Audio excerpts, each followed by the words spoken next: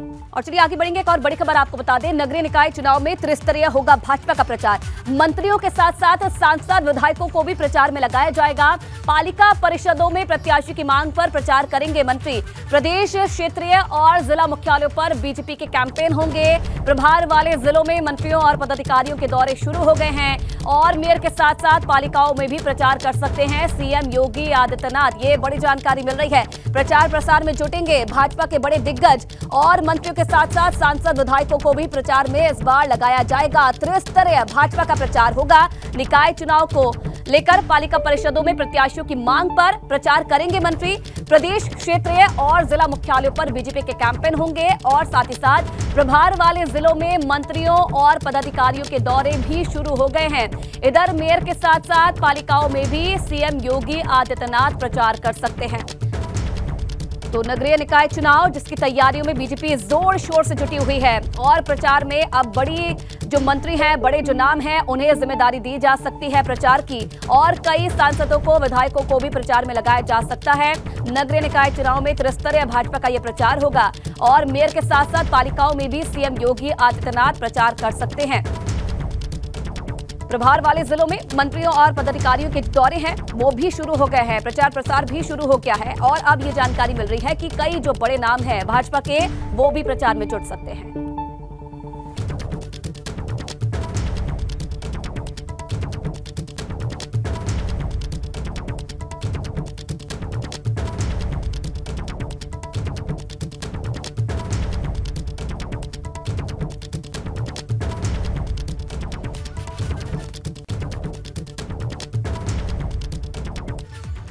तो क्या तैयारी है प्रचार को लेकर भारतीय जनता पार्टी की? तमाम जानकारी देने के लिए ग्राउंड जीरो से हमारे साथ लखनऊ से इस वक्त अनुभव शुक्ला मौजूद है और गोरखपुर से नीरज श्रीवास्तव हमारे साथ जुड़े हुए हैं। सबसे पहले अनुभव आपका रुख करना चाहूंगी। आप बड़े मंत्रियों को लगाया जाएगा प्रचार प्रसार में, किनका नाम प्रमुखता से चल रहा है? कौन से जो बड़े नेता हैं जिनका नाम शामिल है प्रचार प्रसार में? देखिए, बीजेपी ने ये तैयारी की है कि त्रिस्तरीय प्रचार होगा और बहुत महत्वपूर्ण है ये जो निकाय के चुनाव होने जा रहे हैं, क्योंकि निकाय के चुनाव में शहरी जब सरकार चुनने की बारी आती है तो बीजेपी का बहुत अच्छा परफॉर्मेंस रहा है। 2024 के लोकसभा चुनाव से पहले ये चुनाव हो रहे तो बीजेपी कोई कोर कसर नहीं छोड़ना चाहती। सबसे पहले तस्वीर दिखा दें, ये बीजेपी मुख्यालय है और ये सुषमा खरकवाल है, लखनऊ की मेयर पद की बीजेपी की उम्मीदवार है। 28 वर्ष पुरानी कार्यकर्ता और जब इनका नाम आया तो तमाम ये जो पुराने कार्यकर्ता हैं ये भी खुश हो गए। इन्हें भी लग रहा है कि इनका भी नंबर बीजेपी में कभी न कभी आएगा। सुषमा जी, 28 साल जो जितना हम जानते, 35 साल पुरानी कार्यकर्ता, आपने कभी सोचा था कि आपको बीजेपी मेयर पद का उम्मीदवार बनाएगी? बीजेपी ने बनाया तो सोचा कुछ ना कुछ सोचा ही होगा।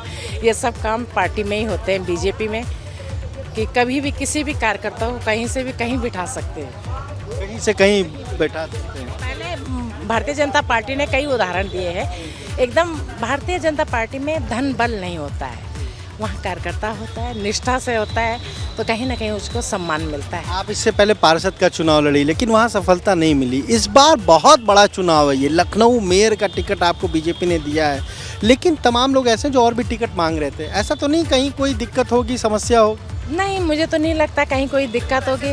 और जो टिकट मांग रहे थे उनको मैं मिली हूँ और उनका समर्थन, कल मैं अलका दास जी से मिली हूँ, अपर्णा जी से मिली हूँ, सबका समर्थन है। आप पहाड़ से आती हैं, पर्वतीय क्षेत्र से बिलोंग करती हैं और वहाँ के लोगों का भी समर्थन है आपके साथ? मैं उत्तराखंड से बिलोंग करती हूँ, लेकिन मेरा जन्म लखनऊ में ही हुआ है। मेरे पापा यहीं थे, मेरे हस्बैंड भी यहीं थे। मेरे हस्बैंड अभी सचिवालय से रिटायर भी हो गए हैं और मूल निवासी हम पहाड़ के हैं, लेकिन हमारी पैदाइश यहीं की है। देखिए, बिल्कुल सुषमा खरकवाल, इन्हें बीजेपी ने अपना उम्मीदवार बनाया। और अभी अगर आपको बताएं तो यहाँ थोड़ी देर पहले अयोध्या में बीजेपी का मेयर पद का उम्मीदवार कौन होगा उसको लेकर भी लॉबिंग तेज हो गई है। 3 अयोध्या के विधायक हमें यहाँ मिले, हमने उनसे पूछा कि भाई किसके लिए आए हैं, तो उन्होंने कोई जवाब नहीं दिया, मुस्कुराते हुए चले गए। लेकिन अयोध्या में भी चूंकि अभी हम कहें तो दूसरे चरण में जो है वो चुनाव होने और नॉमिनेशन जो है वो शुरू हो चुका है। अब वहाँ पर शायद एक लॉबी चाह रही है ऋषिकेश उपाध्याय को टिकट मिल जाए, दूसरी तरफ महंत राजू दास भी अपना टिकट का क्लेम कर रहे हैं। तो ऐसे में एक लॉबी जो है वो पहुंची थी आज पार्टी कार्यालय पर और जो महामंत्री संगठन है धर्मपाल सिंह उनसे मुलाकात की है। एक और मेयर है वो भी अभी पहुंचे थे यहाँ बीजेपी कार्यालय पर, वो भी कहीं ना कहीं मिलने के लिए पहुंचे थे।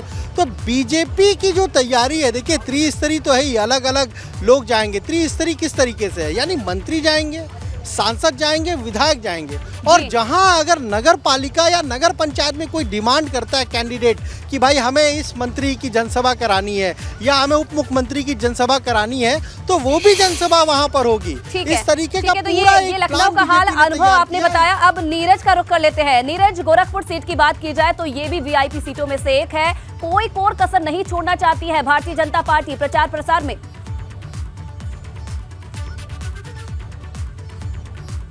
जी बिल्कुल, कोई कोर कसर नहीं छूटेगी और चूंकि मुख्यमंत्री खुद नज़र बनाए हुए हैं और लगातार जो प्रचार की बात आ रही है, मुख्यमंत्री खुद यहां से मोर्चा संभालेंगे प्रचार का। और इसके साथ ही सांसद हैं गोरखपुर के रवि किशन और तमाम ऐसे मंत्री भी हैं जो यहां पर लगातार प्रचार करेंगे। चूंकि 3 बार से लगातार भाजपा के यहां से मेयर चुने जा रहे हैं। चूंकि इसके पहले सबसे पहले अंजू चौधरी, उसके बाद डॉक्टर सत्या पांडे, सीताराम जायसवाल, और इस बार सीट अनारक्षित हुई तो डॉक्टर मंगलेश श्रीवास्तव को यहाँ से बीजेपी ने टिकट दिया। हालांकि समाजवादी पार्टी ने काजल निषाद को मैदान में उतारा और कांग्रेस ने नवीन सिन्हा को टिकट दिया। तो दो कांग्रेस और भाजपा से अगर कहें तो दोनों कायस्थ प्रत्याशी यहाँ से उतारे गए और कांटे की टक्कर की बात कही जा रही है। लेकिन पूरी ताकत जो भारतीय जनता पार्टी है वो झोंकने वाली है। कुल अगर बात करें तो 16 मेयर प्रत्याशी यहाँ से अंतिम कल नामांकन की तारीख थी और 16 कुल मेयर प्रत्याशी यहाँ से चुनाव मैदान में उतर रहे हैं। लेकिन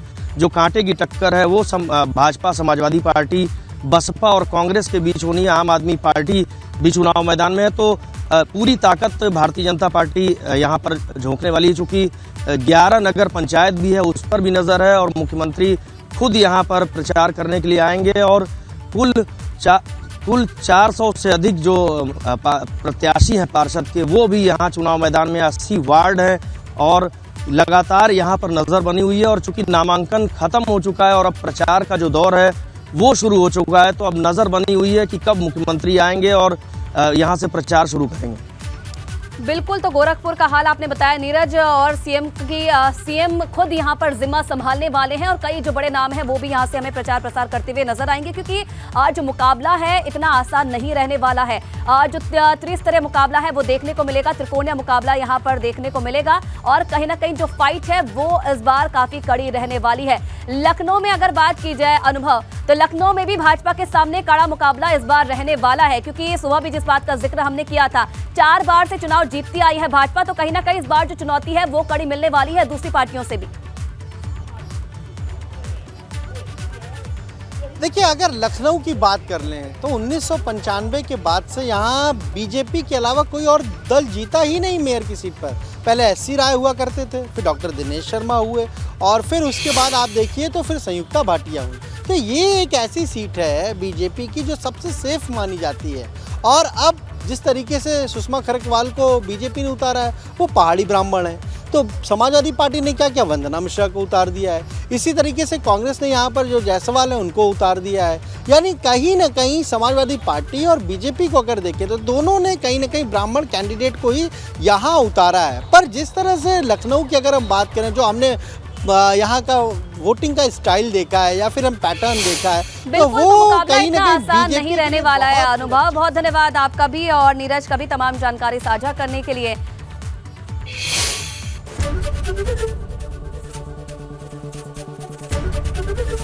एबीपी गंगा, खबर आपकी, जुबान आपकी।